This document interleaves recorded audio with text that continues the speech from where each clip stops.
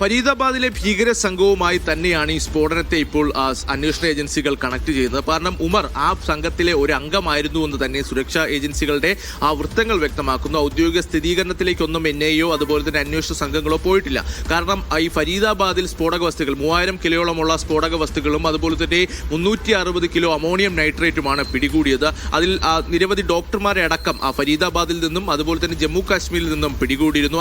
ആ ഹോസ്പിറ്റലിൽ അൽഫല മെഡിക്കൽ കോളേജിൽ തന്നെയാണ് ഉമറും ജോലി ചെയ്തു വരുന്നത്. കഴിഞ്ഞ 7 വർഷമായി ഉമർ അവിടെ ജോലി ചെയ്തിരുന്നുവെന്ന് വ്യക്തമാക്കുന്നു. ഈ ടെറർ മോഡ്യൂളിന്റെ ഒരു അംഗം അല്ലെങ്കിൽ ഒരു കൂട്ടാളിയാണ് ഉമർ എന്ന വിലയിരുത്തലിൽ തന്നെയാണ് സംഘമുള്ളത്. ഇതുമായി ബന്ധപ്പെട്ട നിരവധി തെളിവുകൾ അടക്കം ലഭിച്ചുവെന്ന് കൂടി അന്വേഷണ സംഘങ്ങൾ കഴിഞ്ഞ ദിവസം വ്യക്തമാക്കിയിരുന്നു. ഉമറിന്റെ മാതാവിനെയും അതുപോലെ തന്നെ പിതാവിനെ അടക്കം ചോദ്യം ചെയ്യുകയും ഇവരിൽ നിന്നടക്കം വിവരങ്ങൾ ലഭിച്ചു എന്നതാണ് മനസ്സിലാക്കുന്നത്. എന്തായാലും ഉമറിന്റെ DNA പരിശോധന ഫലത്തിന് വേണ്ടി കൂടി കാത്തിരിക്കുകയാണ് അന്വേഷണ ഏജൻസി. കാരണം കാർ സ്ഫോടനത്തിൽ ഒരാൾ മാത്രമായിരുന്നു ഈ സ്ഫോടനം നടക്കുന്ന സമയത്ത് കാറിൽ ഉണ്ടായിരുന്നത് എന്നതാണ് CCTV ദൃശ്യങ്ങളിൽ നിന്ന് വ്യക്തമാക്കുന്നത്. പക്ഷേ സെപ്റ്റംബർ മാസത്തിലടക്കം ഈ വാഹനം ഫരീദാബാദിലും അതുപോലെ തന്നെ മറ്റിടങ്ങളിലും സഞ്ചരിച്ചിരുന്നു. അന്ന് നിരവധി പേർ ഉമറിനൊപ്പം ഉണ്ടാവുകയും ചെയ്തിരുന്നു. മറ്റാരെങ്കിലും കാരണം NIA പോലീസും വ്യക്തമാക്കുന്നത് 3:19 കൂടിയാണ് ഈ വാഹനം സുനേരി പാർക്കിലേക്ക് എത്തുന്നത്. ചെങ്കോട്ടയ്ക്ക് സമീപമുള്ള പാർക്കിൽ ഏകദേശം 3 മണിക്കൂറോളം വാഹനം നിർത്തിയിട്ടിരുന്നു.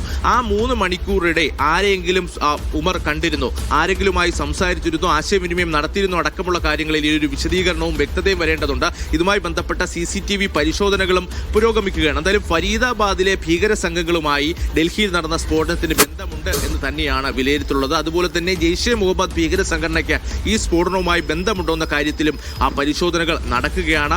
ടെറർ മോഡ്യൂളാണ്. ഇതുമായി ബന്ധപ്പെട്ട് രാജ്യത്തിന്റെ വിവിധയിടങ്ങളിൽ കഴിഞ്ഞ ദിവസങ്ങളിൽ പരിശോധന നടത്തുകയും നിരവധി പേരെ അറസ്റ്റ് ചെയ്യുകയും ചെയ്തിരുന്നു. അൽഫല മെഡിക്കൽ കോളേജിൽ നിലവിൽ 6 പേർ ഈ സ്ഫോടനം ഉണ്ടായതിന് പിന്നാലെ 6 പേരെ കൂടി പോലീസ് കസ്റ്റഡിയിൽ എടുത്തിട്ടുണ്ട്. ഇവരെ ചോദ്യം ചെയ്ത് വരികയാണെന്നും അവിടെ ഉണ്ടായിരുന്ന ഡോക്ടർമാരുടെ ടെലഗ്രാം ഗ്രൂപ്പുകളടക്കം പരിശോധിച്ചു വരികയാണ്. എന്തായാലും ഉടൻ തന്നെ ഇതിലൊരു കൃത്യമായ വ്യക്തത വരുമെന്ന് തന്നെയാണ് സർക്കാരും അതുപോലെ തന്നെ അന്വേഷണ ഏജൻസികളും വ്യക്തമാക്കിയിരിക്കുന്നത്. എന്തായാലും കടുത്ത നിർദ്ദേശം കേന്ദ്ര ആഭ്യന്തരമന്ത്രി കഴിഞ്ഞ ദിവസം തന്നെ അന്വേഷണ ഏജൻസികൾക്ക് നൽകിയിരുന്നു. കുറ്റക്കാരെ വേട്ടയാടി പിടിക്കണമെന്നതാണ് ഉന്നതതല യോഗത്തിൽ ആഭ്യന്തരമന്ത്രി നൽകിയ നിർദ്ദേശം. ഇന്ന് പ്രധാനമന്ത്രി ഭൂട്ടാനിൽ നിന്ന് മടങ്ങിയെത്തുകയാണ്. വൈകുന്നേരം 5:30 കൂടി തന്നെ സുരക്ഷാ കാര്യങ്ങൾക്കുള്ള മന്ത്രിസഭാ സമിതി യോഗം ചേരും. അതിനുശേഷം കൃത്യമായി രാജ്യത്തെ സുരക്ഷാ സാഹചര്യം വിലയിരുത്തുകയും കൂടുതൽ നടപടികളിലേക്കടക്കം ഒരുപക്ഷെ കടന്നേക്കും. കാരണം ഇന്റലിജൻസിന്റെ അടക്കം ഭാഗത്ത് നിന്ന് എന്തെങ്കിലും തരത്തിലുള്ള വീഴ്ചകൾ ഉണ്ടായിട്ടോ. കാരണം ഇത്രയും തന്ത്രപ്രധാനമായ മേഖലയിൽ ഒരു സ്ഫോടനം നടക്കാൻ പോകുന്നുവെന്നോ എന്തുകൊണ്ട് ഇന്റലിജൻസ് അറിഞ്ഞില്ലെന്നടക്കമുള്ള ചോദ്യങ്ങളിൽ സർക്കാർ മറുപടി നൽകേണ്ട ഒരു സാഹചര്യം നിലനിൽക്കുന്നു. ഫരീദാബാദിൽ ഇത്രയും വലിയൊരു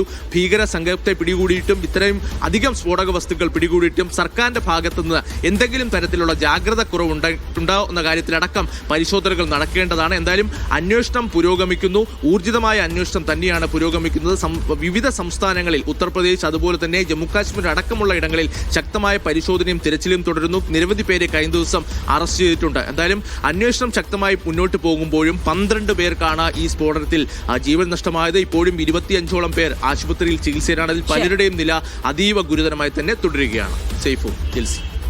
ശരി, PR അരവിന്ദാണ് വിവരങ്ങൾ നൽകിയത്. NIA ആണ് അന്വേഷിക്കുന്നത്. അന്വേഷണം ഊർജിതമായി തുടരുമ്പോൾ കേന്ദ്രവും നൽകിയിരിക്കുന്നത് ഇവരെ വേട്ടയാടി പിടികൂടണം എന്നുള്ളത് തന്നെയാണ്. അപ്പോൾ കൂടുതൽ അറസ്റ്റുകൾക്ക് കൂടുതൽ നടപടികൾ കേന്ദ്രം ഇതിനകത്ത് മറുപടി നൽകേണ്ട ഒരുപാട് ചോദ്യങ്ങളുണ്ട്. ഡൽഹിയെ പോലെയുള്ള ഒരു മഹാനഗരത്തിന്റെ ഒരുപാട് തന്ത്രപ്രധാന മേഖലകളും അതിസുരക്ഷാ മേഖലകളും ഒക്കെ ഉൾക്കൊള്ളുന്ന ഡൽഹി മഹാനഗരത്തിന്റെ വിവിധ ഇടങ്ങളിലായുള്ള മനുഷ്യർക്ക് എന്ത് സുരക്ഷ എന്ന ചോദ്യത്തിനുള്ള ഉത്തരം ഇന്റലിജൻസ് എവിടെയായിരുന്നു, മറ്റു സംവിധാനങ്ങൾ ഏജൻസികളൊക്കെ എവിടെയായിരുന്നു എന്ന ചോദ്യം 3 മണിക്കൂർ എന്ന് വെച്ചാൽ അത്രയും അളവിൽ സ്ഫോടക വസ്തുക്കളുമായി 3 മണിക്കൂർ ബദർപൂർ അതിർത്തിയും കടന്നു വന്ന് ഡൽഹിയുടെ വിവിധ ഇടങ്ങളിലായി ആ കാർ ചുറ്റിത്തിരിഞ്ഞ് നടന്നപ്പോൾ എവിടെയായിരുന്നു ഈ അന്വേഷണ ഏജൻസികളും ഈ ഇന്റലിജൻസ് ഏജൻസികളും എന്ന ചോദ്യത്തിന് ഉത്തരം നൽകേണ്ടി വരും കേന്ദ്രം. പ്രത്യേകിച്ചും ശൈത്യകാല സമ്മേളനം തുടങ്ങാൻ പോവുകയാണ് പാർലമെന്റിൽ.